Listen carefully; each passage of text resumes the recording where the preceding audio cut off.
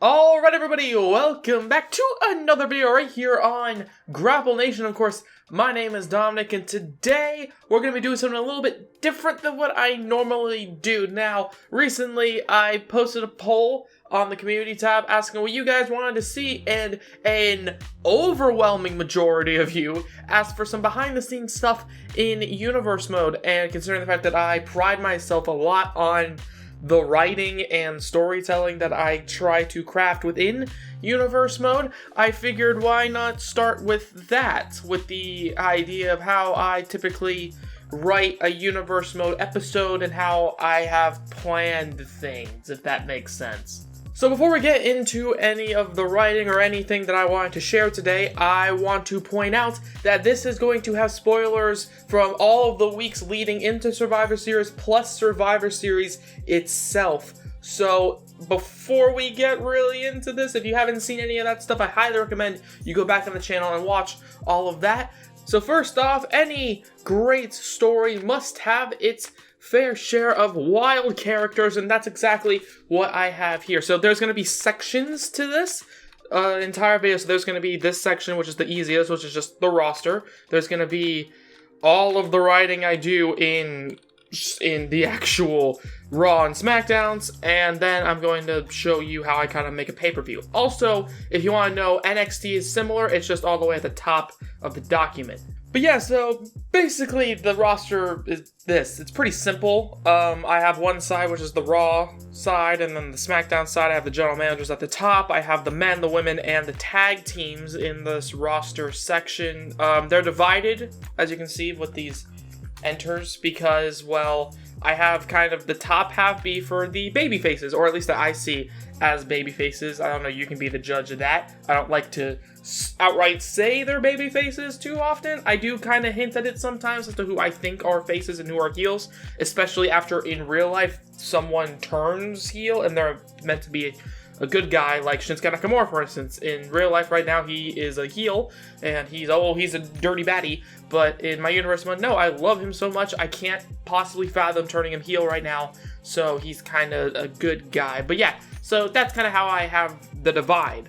Yeah, that's kind of it right now. That's kind of the roster section, okay? It was just gonna fly by, hopefully. Because something tells me the more interesting aspect is the actual getting into the meat of the episode. So, obviously, as I just said, that every great story has to have a wild cast of characters, but what about the stories themselves? Well, when it comes to actually booking things, yeah, there's a lot of madness going on, as you can tell. This is all one episode. This is 3 pages, all one episode of an entire thing. And I'm not going to go through every single one of these episodes, obviously. I'm just going to kind of give you the gist of how I do things. So the typical layout I have for a universe mode episode, I'm actually going to use this real quick just to give a basic structure of how I do things, is I try to have 3 backstage or kind of just picture segments. As you can see with the match cards, that kind of counts as a segment backstage. And then I kind of have 4 matches. Sometimes obviously it changes with an in-ring promo, for instance, but overall it kind of looks like this, where every time you see 2 little dashes, there you go, every time you see 2 little dashes is typically a backstage segment or some sort of picture with the match cards and whatever. And of course this is like a match, so like, I don't know, Bray versus John or something like that, okay? So that's kind of how that works out in my personal universe mode. That's kind of the basic structure of how I write everything, okay? Because I like to have the amount of segments in mind. And sure, there's rare instances, like I said, with an in-ring promo, for instance, where that's going to change that. But typically, there's about 4 segments per show that's in the ring, whether that be a match or a promo or something like that. And then there's going to be backstage stuff, because in my opinion, that something that I've learned when making universe mode is that you don't want to just jump from match to match, okay? You want to have some space in between the match, whether it be a promo, whether it be these match cards that I have been making. So you don't want to just go like this, because it is a bit of an awkward transition, at least as far as I can tell. So that's why I always like to have something there. But either way though, that's kind of how I basically structure each episode. However, as you can see, there's a lot of other stuff that happens in the matches. So let's go with this. So Rey Mysterio versus Dolph Ziggler. That's a match that happened on Monday Night Raw. And the italic Rey Mysterio, the reason he is italic like that is because that's the guy who I plan to win. Spoiler alert, I play the matches and I kind of book the winners. So that's just a peek behind the old curtain there, buddy. But yeah, either way though, that's kind of how I, make the matches. Okay, I'll make a match and then the italic person is the guy I want to win. Now these over here, these ×2 and ×4 HR are things that I put into the document as I'm recording the episode. So the ×2 on the left right here signifies how many times I restarted a matchup. Now that can go from 2 times to like 15, 20, 30 times because the game sucks and because I'm bad sometimes.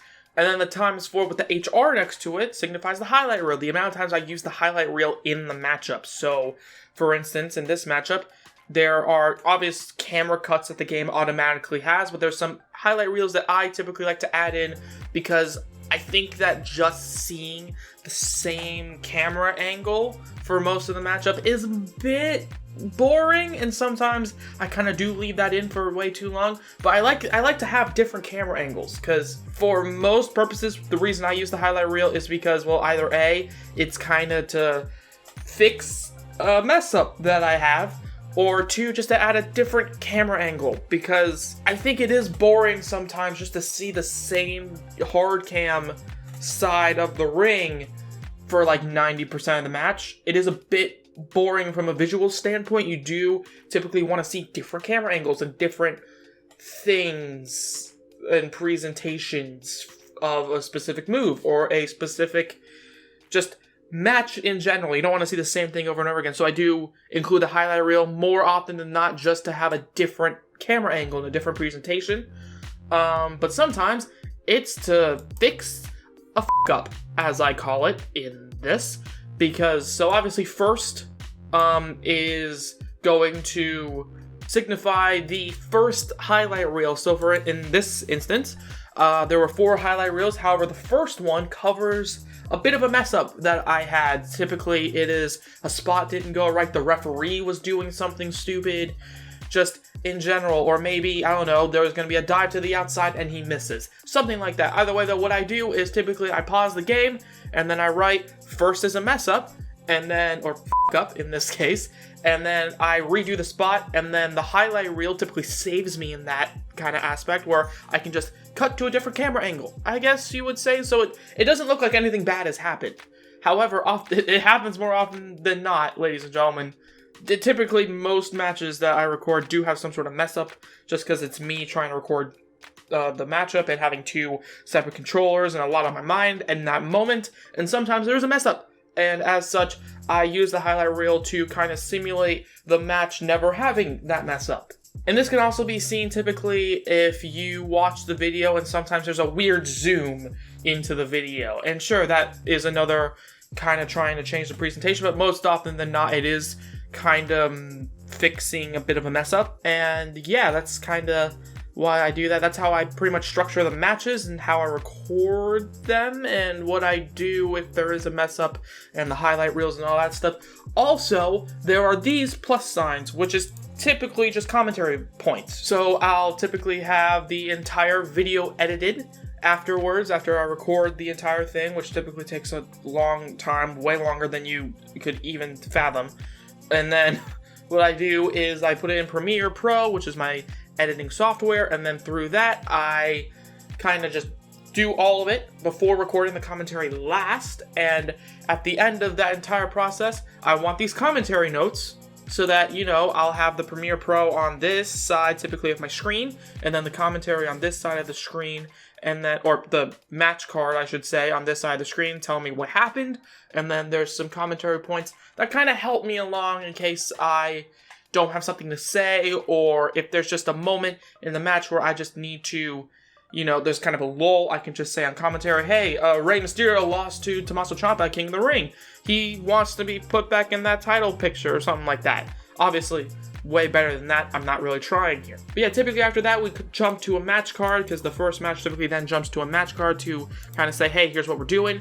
And then the same thing happens here. Okay, the same kind of structure. However, sometimes I have something happen after the match. So for instance, in this one with Nia Jax versus Dakota Kai, Nia Jax I had win the matchup, and then afterwards, after the little replays kind of play, you typically see a bit of a handmade cutscene where Toni Storm would come out. In this instance, Toni Storm comes out onto the stage and kind of stares down Nia Jax, and this is just basically a description of what I'm doing, of what's gonna happen afterwards, of the action, the cutscene, I guess you would say. After that matchup, the second matchup or whatever, we then typically cut to something happening backstage, whether it be a promo, whether it be a conversation between two people, whether it be an attack, something happening backstage. And for instance, in this one, there's the AJ Styles promo with the, in my opinion, pretty cool thing that I did, which was very different than what I typically do, but I think that's something else you need to think of if you're doing Universe Mode, is you have to have a lot of variety in the presentation styles. My best advice in terms of that is learn the limitations of your desired editing program that you have. Most people don't have Premiere Pro like I have, because I go to school and they offered it for free, and I was like, taking that. But yeah, some people may have Movie Maker, for instance, or iMovie, which is the better one. And as such, those people who do have that, or the free kind of movie editing, film editing, video editing softwares, I would experiment with those, because you do need a little bit of a different kind of presentation sometimes. I could have just had AJ Styles in a backstage promo, just a regular backstage promo, him standing in front of a backstage segment, and then just have the clip go on. But no, instead I thought, you know what, I'm gonna have something cooler with this message is brought to you by the club, and then him being in a black, or in front of a black background, and then obviously the VCR glitch, if you saw that episode, and all those pretty cool things that, you know, may remind you of the NWO. Not gonna lie, took inspiration. But either way, though, I think that's something I typically do. If you want to just get back to the actual structure of the episode, is where I would just have a backstage promo right here, and then it will move on to another matchup. So yeah, it's kind of that. It's kind of that kind of structure over and over again for every single episode. Is there's like a match or an in-ring segment, then a promo, then in-ring segment, promo, in-ring segment, promo, and then in-ring segment, and then the episode is over. So I typically have about 4 in-ring segments to 3 backstage segments. Sometimes, obviously, that does differ. For instance, I believe in the 3rd episode of Raw, yes, obviously, there's the Undisputed Era and the Club backstage fight that I had with Gallows and Kyle, and then Finn and Cole and Carl and Roderick and all that stuff. So there's the Undisputed Era versus Club War. Obviously that kicked it off. That was different. And yeah. So that's basically it in terms of how I write Raw and SmackDown. Obviously backstage promos or any kind of promos, I just have to think up and, you know, write not only do I think they would deliver these lines. For instance, Paul Heyman, he has a very different voice to The Undertaker. Okay, they talk very differently. So I try to think of how they would say it. And also, of course, what I want to say in the promo. What do I want to happen in that promo? But yeah, that's basically how I write each actual episode of Raw and SmackDown. It's the same kind of logic as well with NXT. It's just on a different part of the document. Don't worry about that. But yeah, also there's a show quote. This is just how I sometimes write the intros that I have sometimes in the big 4 or 5 pay-per-views. So obviously, since Survivor Series is right here, I had to write out the intro, you know, the little promo package that I have before, you know, the fireworks and the show starts. So that's kind of what this is, where I write the actual, you know, words, and then the bold signifies what is visually being seen. So for instance, you know, in the thing it says, you can choose to align yourself with cowards, and then have AJ Styles and Finn Balor on screen as it's saying that. So it's kind of the same idea. Also, I don't know how many people got this because I didn't upload Survivor Series as of this recording yet. This quote says, "We all make choices, but in the end, our choices make us." Ken Levine, if you don't know who that is, he is a video game developer. That's, it's a video game developer, it's an Easter egg. Ooh, spooky.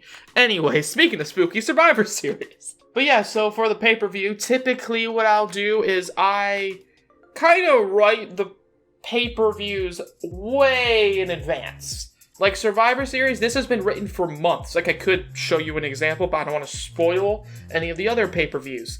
So I'll do this. So like Backlash, obviously the first pay-per-view, but then like by the end of Backlash, I've probably had written down all the way up to SummerSlam. Because I just long-term I just kind of long-term book my videos like that, my episodes, my series like that. And sometimes it can come back to bite me in the ass. For instance, this is a good example of something that I didn't particularly want to happen, but I saw in the chat that a lot of people wanted to watch this feud play out, I guess, some more. A lot of people were chanting for Drew McIntyre, and I never really had Drew McIntyre at SummerSlam, obviously. This is when McIntyre had to earn his way into a triple threat match for the WWE title later on down the line, or later in that night. Drew McIntyre started the show by beating Jackson Riker, and then I don't know why, in hindsight, I was stupid, but I kind of wanted just to have this triple threat between Daniel, EC3, and Drew, and then the feud between Drew and EC3 just ends. Because Drew McIntyre beats the hell out of EC3, he finally gets his hands on him. That was kind of the idea that I had going into it. But yeah, a lot of people wanted that feud to continue, so it continued, and continued, and continued, and continued to Survivor Series. So yeah, obviously, long-term booking can sometimes bite me in the ass, because I think I have a general idea of what people want to see, or how, if they like things or not. And some people were like, hey, you know what? We want to kind of keep seeing this play out some more. So I just allowed that to happen and booked it all the way to Survivor Series. But yeah, basically, I kind of book pay-per-views way in advance and such. And so for pay-per-views, typically I'll have 8-ish matches. Yeah, like 8 matches. On a pay-per-view, or 10 when it's the big 10 or the big 5. So, there's AJ and Brock, and then Kalisto and Ciampa, and then Shane, blah, blah, blah, and so on.